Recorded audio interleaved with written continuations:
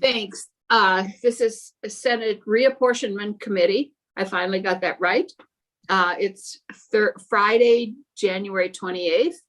And we are meeting, and it's one of the things that we're going to discuss today is the finding a block of time where we can be assured that we'll have some time. And so I would ask people to be a little bit, well, we often eat during our committee times anyway, but we're probably all eating lunch because we just got off the floor and we're going back to our committees this afternoon. So understand that we're not ignoring anything or not paying attention. We are eating lunch while we talk. So I went through times. I tried to look at some of the times that are taken by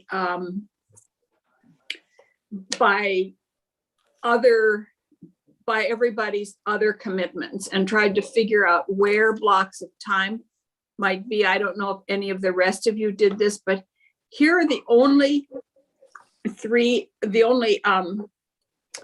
options that I came up with, because Chris, I believe you have a commitment Thursday noon. Every other. Yes, and Senator Perchlik and Clarkson often at least every other. Okay, so the three possible times I came up with, unless other people have, was Tuesday from 5 to 6 or 6:30. I don't know how much of a block of time we want to commit, but Tuesdays, chairs meet from 4 to 5. And so Tuesdays 5 to 6, Wednesdays 12 to 1, and Wednesdays 5 to 6. Those are the only times I could find that. Sorry, say those. I have Tuesdays 5 to 6, Wednesdays during lunch, 12 to 1, or Wednesdays 5 to 6. Those are the only times that I could find that didn't interfere with either regularly scheduled meetings with the governor or caucus meetings or the climate caucus. Oh, we have a conflict, Brian and I, on Wednesdays noontime. That's when we have a scheduled meeting weekly with the governor. Oh, it's Wednesday at noon. Okay. Yeah, and Okay. I've got Wednesday 5 to 6. That's impossible for me too. So it sounds like Tuesday. And Randy, Tuesday. let me just suggest, well, that wouldn't work either. I was going to say we could alternate the noontime situation. One of us could go meet one week and one, but that isn't going to work either because we really need everybody here. Yeah, We need everybody here. What about the other mornings? Yes, I was going to suggest also the alternating with the 2 Thursdays. So quite honestly, Climate Solutions Caucus is every other Thursday. We could meet. It met this Thursday. It met yesterday, but in fact, we could meet next Thursday, the 3rd, and the 17th. And then alternate that with Friday mornings from 8 to 9. we have a commitment also on Friday mornings Yep. until 9. So Friday mornings Yep. is out. Brian and Friday I. morning is out. What about Thursday morning? That works for me. Yep. I have a delegation meeting every other Thursday, but I can skip that. This is, So, We have- but could we use those, Jeanette, as a way to alternate with the Thursday lunch? Because that might work, because the set schedule is very set for the Climate Solutions Caucus. As I said, we could meet next Thursday at lunch and then maybe the next Thursday from 8 to 9. So alternate, so we meet every Thursday, either in the morning or at lunch. Exactly. And then that helps those of us who are not, 8 a.m. is just a little more challenging. Well, I Senate think we need, rules, yes. I Randy? believe Senate rules was scheduled for a regular noontime meeting on Thursday, wasn't it, Allison? Oh, right, until we come, yes. You're right, Randy. Why does Tuesday from 5 to 6 not work? I have a set meeting that I would have to move, but I could conceivably do that. I think that we're going to have to be a little bit flexible here in Yeah. what our commitments are, and some meetings that we have involve lots of other people. I understand that, and are harder to reschedule, and some are Right. meetings that could be more easily scheduled. And I believe that we're going to have to meet more than once a week. Oh, So- yeah, Jeanette, So is there any way Tuesday- But Tuesday from 5 to 6 is good. No, yeah, Tuesday, it could be. I guess my question is, are we just not willing to look at Mondays at all? I don't know. I would prefer not to, because I mean, We have how do other community, people feel? well, we have a lot of community organizations and meetings that they're scheduled out for forever on Monday. I know that's true. It's sadly true for me too. And I was all politics is local. And I also know that some people work on Mondays, Yeah, and Okay. I'm really flexible about my work on Mondays, but I think Andy works, Chris works, Brian works. So what about Tuesday, 5 to 6, and Wednesday, 8 to 9? I think that's where we're heading. Good. And also this Friday, even though it'll likely be somewhat short sometimes. Yeah. And Friday at 12:15 also, so we're meeting 3 times a week. Why Yeah, not? I think that to start off with, I think we need to meet more often than less often. As we start kind of honing in on things, we may not need to meet as regularly. I mean, Yeah. as often. Does that make sense? So we're talking about Tuesday from 5 to 6, Wednesday from 8 to 9. No, Randy, Yeah. is that when you guys have your caucus? No, we're free then. I have the Okay. Rutland delegation every Wednesday at 8, but I'm blowing it off for the whole session. Okay, and Friday noon. what was the other one? Friday Friday, from 12:15. noon. 12:15, or 12 if we get off the floor early. Just Okay, 12, yeah, whenever the floor ends on Fridays. Mike, did you get that? I think so. I hear Friday, I hear every Tuesday, 5 PM to 6 PM. Yep, Wednesday mornings, 8 to 9 AM. yep. And then Fridays at noon or 12:15 if the floor goes long. Is that? I mean, I'll just open it up at noon and you can join, and when you're ready, we'll just go. Yeah, Well, and yeah. yeah, And Is council that- staff hears that as well. yep, okay, great, thank you. I know that's a little late for staff to be committed to 6 o'clock, given you start at like 7. Is that okay, Mike, to go for your staff? I'm your staff, and I mean, we'll have to do it. So that's what it is. If I'm making tacos, it's just because the kids are having Taco Tuesday. Oh, Taco muted myself. Tuesday, yes, we understand that. So, and I think that Michael and Amron are the other two people that would join us, and I think that it isn't necessarily necessary for either Michael or Amron to join us every time until we really start getting into.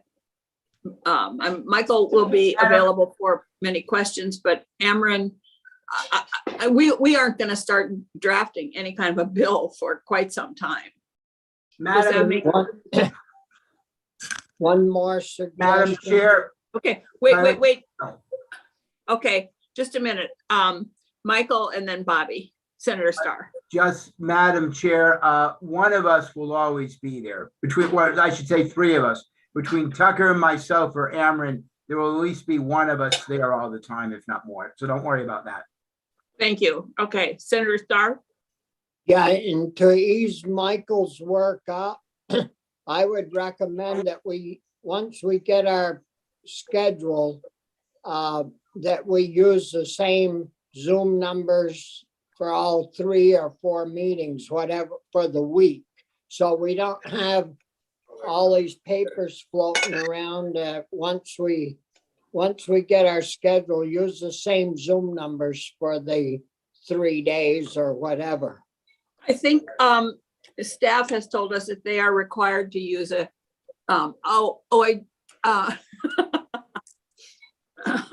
okay. Yeah. Okay. So, okay, so we're set on some time. Thank you, and we all have to be accommodating here. We might see Senator Clarkson in her pajamas because she's not a morning person.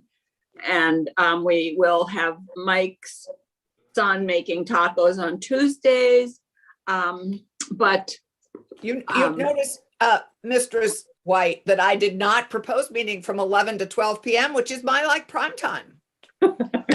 thank you very much. I think you probably would have been booed. Yeah, I Um, think that's after the 9 o'clock curfew that I followed. yes, we have a 9 o'clock curfew in our house also.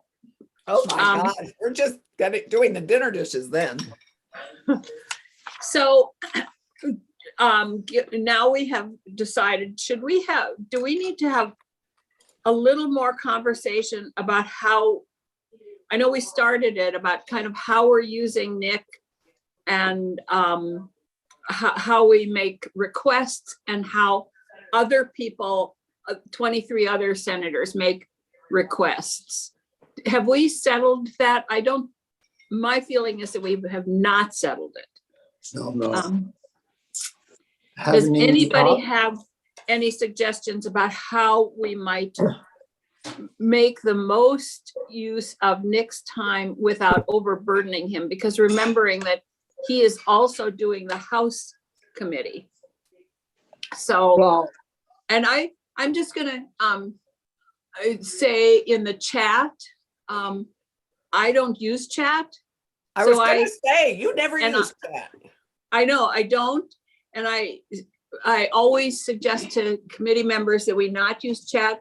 I do see that sometimes it's necessary to get information like so-and-so is going to be late or things like that. But I also have to admit that I'm using an iPad right now and I can't even read it. If you'll notice, I put my nose on it to read the first one that came. So I would, Senator Starr. well, one rule we should have, I think, is the committee should have preference to their time. And if we should tell the members or whoever's in charge that if Ameren is busy with us, that they'll have to wait. And it shouldn't be his job or to do that.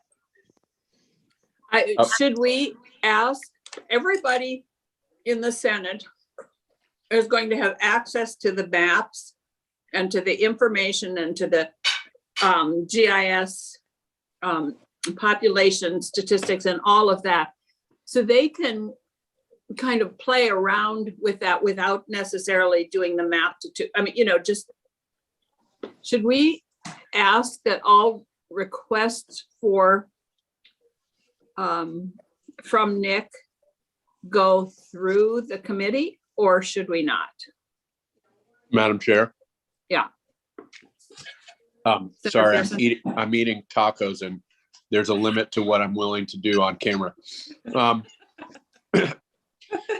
Nick and staff have created a link where you can go in and sign up for an appointment with Nick. Mhm. So there is at least that back end system. He and I are going to meet on Tuesday, so I'll give people feedback about how it goes over Zoom. My question for you, I guess, is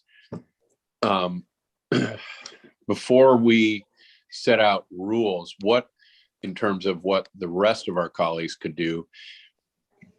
I guess it's just my hunch, but I'd be curious what happened in the past, that we would create some maps, and actually part of our work would be, we're sort of comfortable, or the committee here agrees with the way we're treating the southern 4 counties, and then we would kind of show them around, and at that point, my hunch is other senators might, get inspired, but that we would basically be the drafters out of the gate, and just out of workload, and because we're thinking about it, I mean, do we anticipate a lot of senators wanting to do their own before we've done that, or what would you estimate is likely to happen?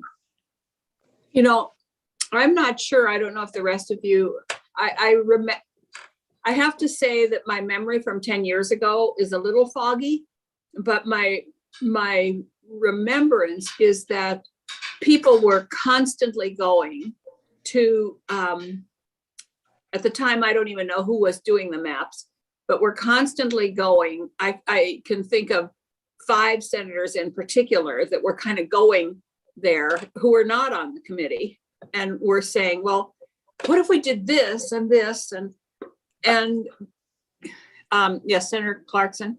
But the nice thing is, the difference, Jeanette, is that now we have so much more digitally available.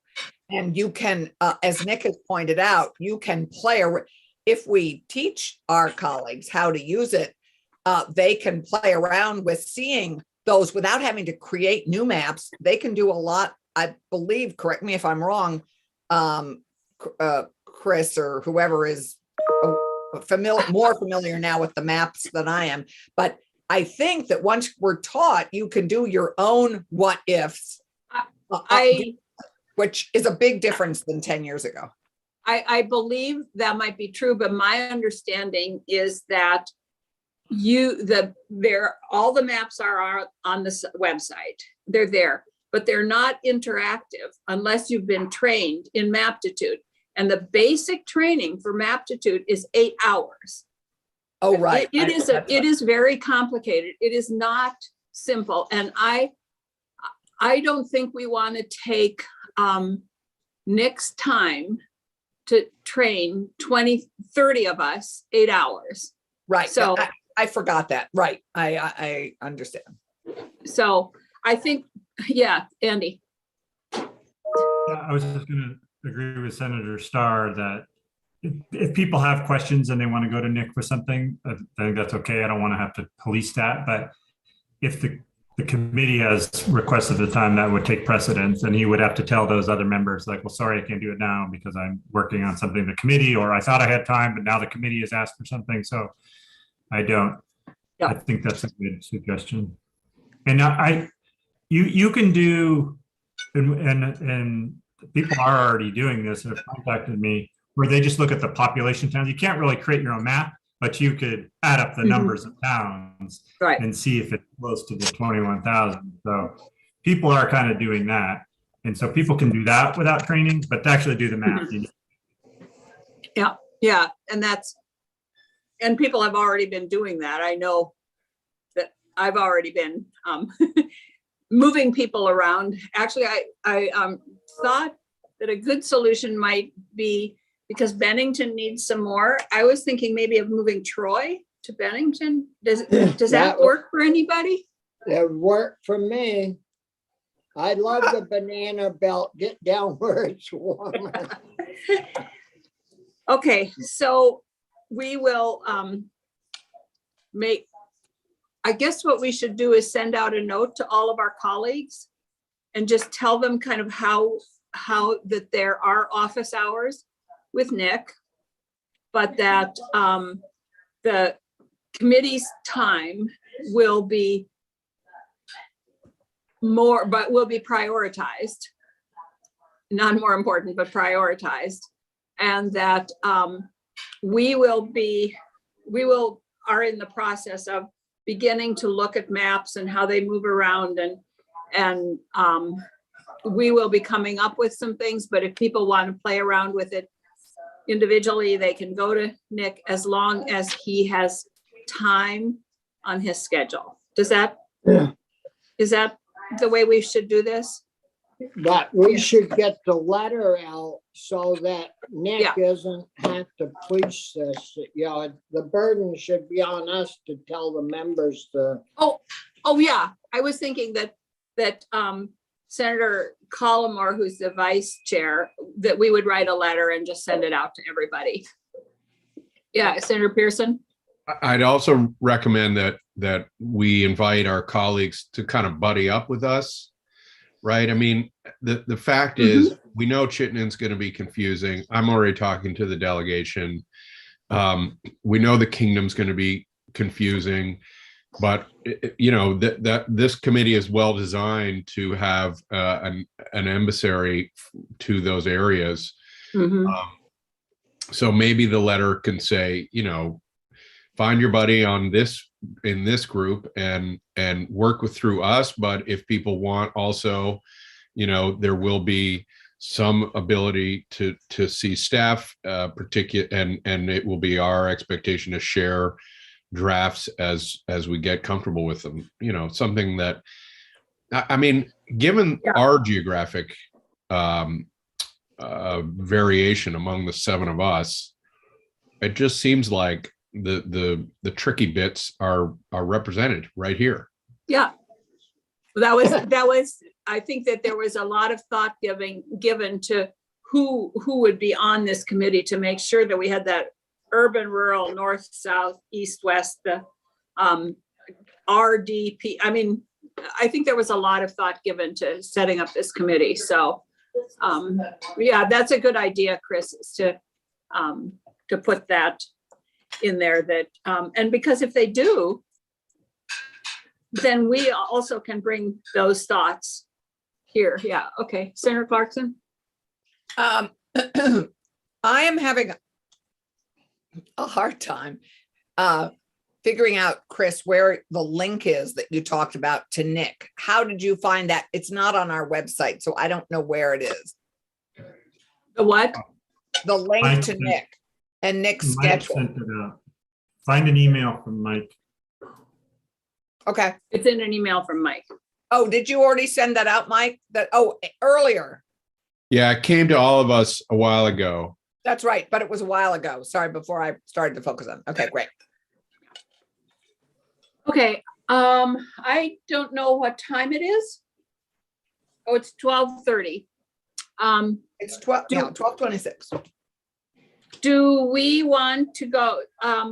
Did we have any other lingering questions that we need to address of kind of that housekeeping administrative kind of? Senator Brock, did you? Well, it was just that I know we discussed some of the high level issues, such as what should be the minimum maximum number of senators in a district, as to whether or not we have any consensus there. I'm not sure that we did, coming away from the meeting that we had the other. No, I think that what we have is the magic ideal numbers, but I don't think we have looked at where we would be willing to go above and below. And I think that will come, my feeling is that will come more as we start to look at the maps. That Well, some, I think I got a sense that there's a consensus that we are not particularly interested in doing all single member districts. And Yes. that's Yes. one. Make sure that, you know, the committee is essentially in agreement, or should we be pursuing that route as one of the alternatives? That I thought we said we'd do 1, 2, or 3. And Right. we would Yeah. only do 1 if it was necessary to. That's a have to consensus. do We're gonna Make sure that is the consensus of the group, that we are going to look at ones but are we going to look at an all one district, such as the majority map? Or have we rejected that offhand and we're not going to waste time on it?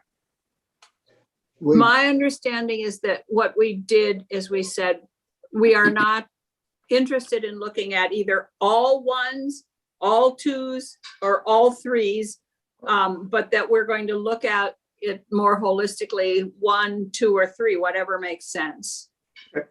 So I think the answer to your question is we've rejected it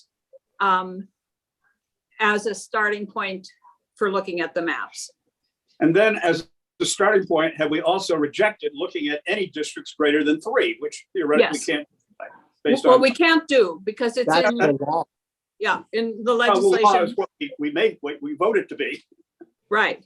No, well, no, we've already, in legislation, it says that there can be no district over 3 members. We passed that 2 years ago. I realize, but the future legislature on what, was voted 2 years ago. And I just want to make sure that we are all on the same page, that no more than 3. Oh, I assume we are. yes. I vote that we abide by the law. Okay. Yeah. Okay, And okay. the, Senator Starr? yeah, the other thing on the maximum and minimum percentages, I think, I think if it works, we ought to use the maximum amount allowed. And in some cases, we may even want to, like the last time, there was a couple of districts that had to even go over that magic number, but nobody objected to it and it rolled through. So I think we've got to leave that whole discussion open to get the pieces all together properly. I'm going to comment on that and then somebody else can if they want. I think that you're right, but I think there is no single magic number. No. The magic number is the deviation when you add the pluses and the minuses together. And so some districts might have a more of a positive deviation and some might have more of a negative deviation. And we need to take that into account, but we do need to try and keep ourselves to that overall deviation. And I think that what we heard is that there's no magic number on that either, but that the deviation now is 25.9, and that would not be acceptable in any court. But so I don't think we need to tie ourselves to a particular deviation at this point. Right. That's, And anybody else have comment about that or any other kind of where the decisions we've already made? And I know that this is all going to be on the record, but I will write up those decisions around, send out a letter to the work with Senator Collmore to do a letter to our colleagues. And we'll also, in that letter, I think maybe talk about our commitment to not tying ourselves into 1-member districts or 2 or 3, but to look at what makes sense and to consider it as we go through, and that we're not going to entertain any ideas of districts over 3. over 3. Should I put that in the letter also so that, Yes. yeah, Senator Clarkson? You might also, because, and I believe that there was some consensus around the standards that we're going to apply, and we may not be there yet, but I think I heard at our last meeting that there is some unanimity around some of the standards that we want to apply to the lens that we're going to be looking at this through. And we're going to be looking at it through regional, sort of county, substantial equity, not splitting up towns. I think it might benefit our colleagues by including that list so that they understand sort of the lens we're going to be looking at it through. And that lens comes through the statutes and the Constitution. That's where they're found. But So we can put that in there though to reinforce that. exactly, because I think that would be helpful too. Yeah. Yep. Anything else are there other kind of housekeeping things that we need to do? Not housekeeping, like the bathroom is the second door on the left, but that's what you do in real committee in-person meetings, but, Do you I know where think- mine is? Because I have trouble sometimes finding it. Could you tell me where mine is? no, I can't. I think that we also, I would suggest that for anybody who really, any of our colleagues who have a real interest in kind of more than just working with one of us, that they can always attend our meetings. These are open meetings. They can watch them, but they could also attend. And I would say that if somebody asks to come to one of the meetings, to either talk to us as a group or whatever, that we send out an invite to them. Oh, yeah, I think it should be Yeah. open. Yeah, And well, it is open, but I would like to no, have people actually be able to get an invite to come in and talk to us. I think maybe when we're further along, it would be great Yeah. to invite and maybe have a little mini public hearing within our, for the whole Senate after we've, at certain stages. So I think that would be great. But I think we should have something that they have to react to. I think it would be great for us to either Okay. begin with concerns, maybe have a first meeting with our colleagues about what are some of their concerns. And then second meeting might be after we've developed our first couple options and get them to react to them. I mean, it might make some sense to include them at key points along the way and focus their input so it's productive. Yeah, yeah. And Chris's comment about buddying up, certainly their concerns and comments should come to us through. I haven't heard the term buddying up since swim lessons. Well, remember the age of his children. That's right. That's right. I Oh, was gonna say. that's right. That's right. I forgot. It's a buddy up kind of time frame that, Yeah, I mean, my hunch is there will be regions of the state that are pretty straightforward and it'll take a bunch of our colleagues kind of out of sweating about it. It's my Mhm. hunch, but we'll Yeah. see. No, so- Yeah, your idea of maybe dealing with the lower half of the state first might make some sense and would ease us into learning how to use the maps effectively. And anyway, yeah, I think you're right. And I think there are many thornier areas that we're going to maybe work our way towards. I think anything north of Route 4 is going to be thorny. yeah, I think we ought to work from the top down so it doesn't get so thorny up north. That's what I was saying. Beyond that, it's clear we can start with the south, particularly with Bennington, since there's nobody from Bennington on the committee. I'm afraid if we start from the north and go south, that we'll end up in Massachusetts. Well, that's better. At least you're still in the United States. I'm going to end up in Canada. Well, at least you'd have great health care. So I already have that. I know you do. I see that Jeannie Albert and Tom Little have joined us, and I just wonder if they have any comments on the conversations we've been having or any questions of concern to us. And I apologize once again for not getting to the look at the maps, but we had to figure out our schedule, and I don't know if you were with us when we figured out our schedule, but we will be meeting Tuesdays from 5 to 6, Wednesdays from 8 in the morning till 9, and Fridays at noon, whatever we can squeeze in around floor time. But do you have any comments about what we've been talking about so far or concerns about what we've decided? Or just other things that we need to talk about from your perspective before we actually start talking about dealing with maps? Madam Chair, this is Tom Little. Thanks for the invite. No, I think you're headed in the right direction. If you can ease your colleagues into this, it can help with the sometimes overwhelming a feel that this has with so much data, so many maps.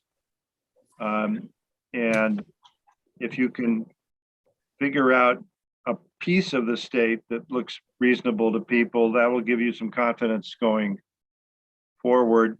Mike Farrant did send Gene and me links and other information about the new schedule. The only other thing I'd say is that Jeannie and I have been listening a bit over the last 2 days to the public hearings that the House Committee has been holding in Bennington, Wyndham, Windsor, and Orange, I think, are today, hearing from some town clerks and Board of Civil Authority members about the House plan, so that they've started that work. Great. Good. That's good. Yeah, Anything else that you can, or Jeannie? no, I think, thank you for having me, Jeannie Albert, Legislative Apportionment Board, Lincoln, Vermont. No, Tom covered it. I was going to mention that there was a certain amount of deja vu because because you're touching on all the same topics that when you're starting this process that we discussed in the lab. You know, grounding in the current districts and in the county populations, as we talked about when I was here before. That's just, there's no way around it. That's the start of the process. But I think it's very helpful to look at the areas that haven't changed as much as others have mentioned as a place to start. It feels a little, I think it's workable and it feels a little less daunting. And just to follow up quickly on something Tom reminded me of, which is maybe not as obviously, it's not as typical to happen on the Senate side. It's very easy to only be focused in one region and not how it affects neighboring regions, which is sensible. I mean, or at least understandable, that is. People, I think, are focused on their own region, and that makes sense.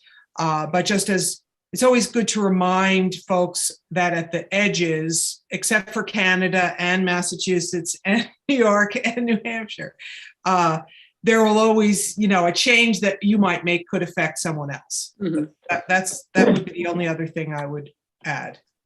Right. Yeah. And Senator Starr?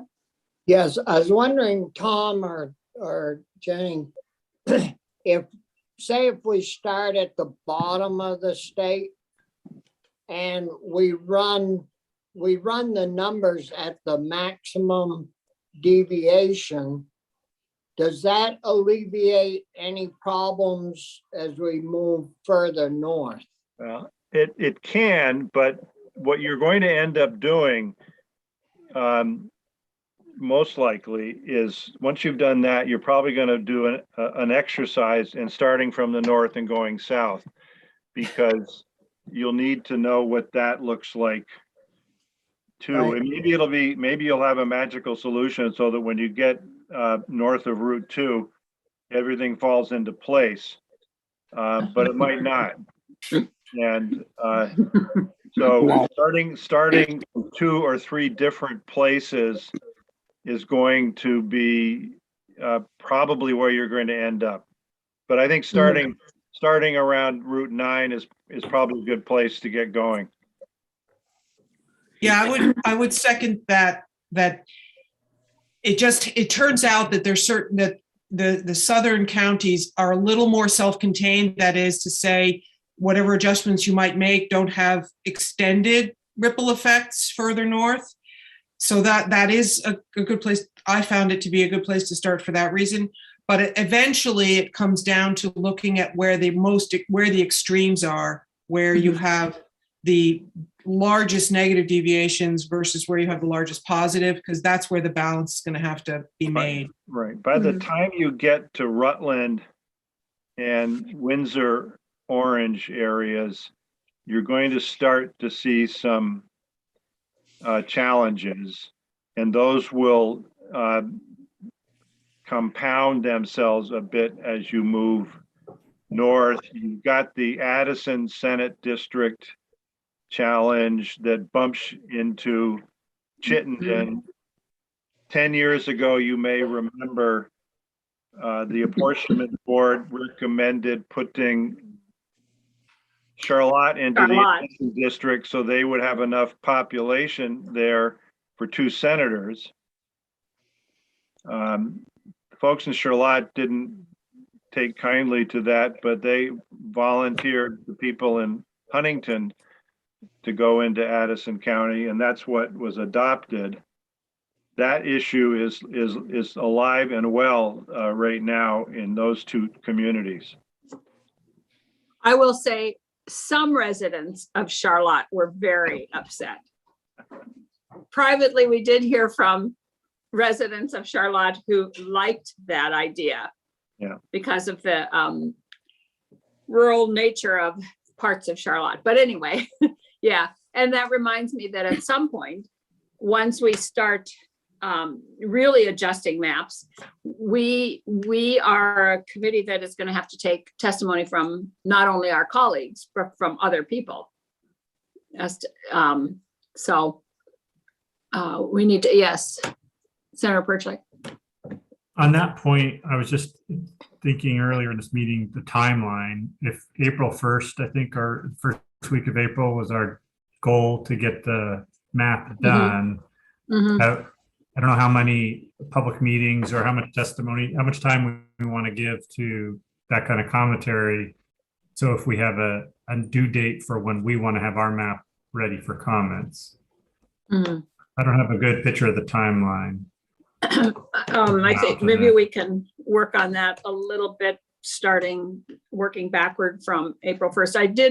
I don't have it on, I grabbed my wrong folders when I came up to Montpelier, so I just have some sheets of paper on this, but we did kind of go through a timeline when the Secretary of State first came to us. I was kind of jotting down notes of when we would have to have things done and when we would have to take public comment and then have time to adjust anything after that. Brian? Senator Thank you. Colmer? Thank you, Madam Chair. I think Senator Perchley brings up a good issue, and I hadn't thought about it until he did. I think the April 1st deadline is not when we need to have the map done. I think it might even be the date by which we have to get it approved in the Senate. Yes. In order for so it means we have to have the map done before April 1st. Oh, it isn't even just approved in the Senate. We have to send it back to the House, remember? Yeah. Because they send us their bill, we attach ours, then amend theirs, and we have to send it back. And hopefully, and then it would go to the governor. So really, we should have the governor sign it by April 1st. But my guess is that if the House and the Senate both approve a map, that he isn't going to veto it. So, Tom? Yeah, I have my notes from Chris Winter's testimony, and that's right. And this was his timeline. Yeah, that was, but I was making notes about our timeline based on his. Okay, well, he said April 1 signed by the governor. Yeah. April 25, primary petition can be Right. filed, et cetera. But I don't Okay. think we need to worry about a signature by the governor if the House and the Senate both. I may be wrong, but I do not see the governor vetoing something that's been voted on both by the House and the Senate around reapportionment. I might be wrong, but It depends on what the vote is. you mean the vote on the floor and in the House and the Senate? Yeah. Oh, Whether it depends also on just how much general agreement we have amongst ourselves. I suppose Oh. I think of more of as opposed to a veto about the lawsuits that would be filed by individual communities. But you're right. And hopefully we'll have a consensus map going out. we'll say this is a committee of 7 people. So we could have a tie, we would not have a tie vote. When we did pensions, I remember we set up a committee of 12 people, and I remember Mike O'Neill saying that is very dangerous because what if you had a tie vote? And my comment to his was, we are not going to have a tie vote. We're going to have a unanimous vote on this bill, or we're not going to do it. And that's not the case here, but I would Come on, hope we would not. Huh? Why not make that commitment? Well, that's my goal. That's my goal. But, and that was my goal there, and we achieved it. So I'm hoping that we can achieve the same thing here. But, yeah, Andy? Yes, so it's 9 weeks from today to April 1st. So if we need a week Yeah. for getting to the House with the governor and a week or 2 for comments, I think we're going to quickly find ourselves without a lot of time. So just Yeah, you're aware of Well, that. happily just made a 3rd meeting a week. So I think we've all taken that on board and we're all willing to make a 3rd meeting in an already very packed week. So I think you've got our time commitment going forward. yep. And so I would suggest that our next meeting is Tuesday from 5 to 6, and that we be prepared to really dive into starting looking at the maps. Okay. And are we going to, given this, are you going to suggest, Madam Chair, that we look at the southern part of the state first to look at maps so that or just generally looking at maps? Because Jeannie still hasn't finished presenting, I think, the maps. Right. I agree with that. I think that the way I would look at it, and others may disagree with me here, the way I would look at it is I would start with our current map, with us looking at our current map, so that we can see where we are right now. Then look at the minority report from the LAB, that map, and then start looking at where at our own changes. And Could Nick send that, our present map out with the population on those maps? So before we even get to our meeting on Tuesday, we could see where we're short, where we need, we have too many. And that would, Yep. we could look at that privately, each of us, and have some train of thought on where we might be able to go. Yeah, and I Well, think that is on our website. it's but, on our website, but I don't know which one is the current map. Well, that's why I asked to have Nick send it to us, electronically, but at least we haven't got to spend more time looking for the sucker than we do looking at the map. Right. Okay. because The website has it divided between, in the Senate anyway, divided between the 2 proposals rather than No, the there current is map. also the current map. Where does that say that? I don't see I it. don't have it, the website up in front of me right now, but I got a copy of the current maps. There's nowhere With that the it says. numbers, Okay, Jeanette. okay. Nick, would you send us a link to the current map? Or at least tell us on our website which one it is, because No, it's no, not clear. just send us a link to the current map if you would. And a very specific, where we find the minority map that was sent to us. Oh, So that, that's on the okay. website. And the other thing that I think is important for us to look at is the GIS information. Right. And if you can just put those links into an email, those 3, that would be helpful. And if you'd be kind enough to clarify them on our webpage, because I'm happy to use our webpage. It's great. It would be great to see something that said current map and GIS rather than trying to decipher what it is with the titles it has. Well, I think the GIS one does say NCIG or something like that. But anyway, yes, okay. I can Certainly, also Madam put Chair, the I can, ones on I there. can Yes. do that. I just have one quick question. What do you Yeah. mean exactly by the GIS map? The GIS, It's the census data. I- What is it called, Tom? The site that has all The existing Senate districts map with the new 2020 census data Right. is available right in the map. So if you look at the district, it'll tell you the number of people who live in that district right now and the percentage over the ideal sized district. Right. There is a And that- separate link for the VCGI, the Vermont Center for Geographic Information, which has town by town yeah, data, county by county, and district by district data. So it's got towns, counties, and then all the legislative districts, House and Senate, 2010 numbers, 2020 numbers, and percentages. So can we get the VCGI stuff put onto our website's webpage so we don't have to go to another webpage so that we have it all in one place? Mike, is that possible? It is linked from the SOS page, I believe. Oh.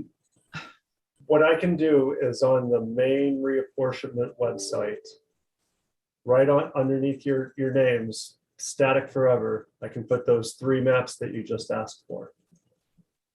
Nick and I can work on which ones you're looking for. And then I can confirm with Senator White, and we can have them clearly labeled right there on the main Senate reapportionment website. Ameren? Thank you. For the record, Ameren Aberdaily Legislative Council. I just wanted to share with the committee that we have built a reapportionment webpage on the General Assembly's webpage, and we are using this for all of the redistricting information for the House reapportionment, and we have a space for the Senate reapportionment also, where we can have a link from your committee's webpage here over to that page, and you will have all of the information in one place. So it would have any bills that are related to reapportionment for the Senate, any statewide maps that you're looking at, and then any versions that you want to be working off of that you want the public to be able to find easily. All of that information will be in one place that you won't have to hunt through different dates or try and find a way to post that information all on a committee page, which can become difficult. Thank you. Ameren, Madam Chair, I think it would just be easier if we just put it all on our webpage, Ameren. I mean, the legislative website is so full of different stuff. I mean, if people know that that's what we're working on, it would be just great to have it all on the reapportionment, the Senate apportionment. Because I'm looking at the webpage right now, and it just there's not much room for all that. I'm gonna suggest that we let Ameren and Mike kind of figure this out, and Nick. My fear is that if you look at the LAB and the Secretary of State's websites, there is so much information on there that do we really want all of that also posted on ours? No. Because so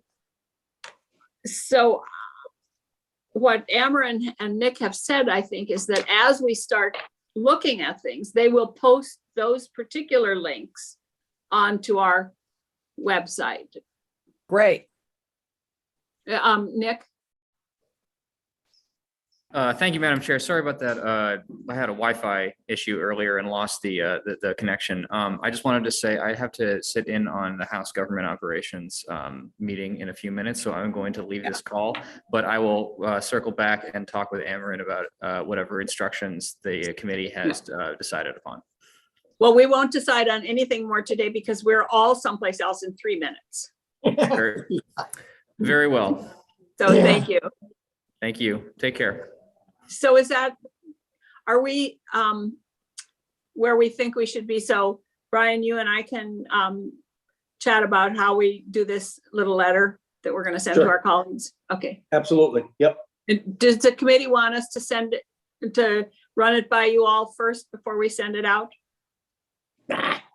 We trust you to send a fabulous letter. All right. Well, I trust Brian. It'll I be fabulous. do too. It's It'll the be hot fabulous. combo that works.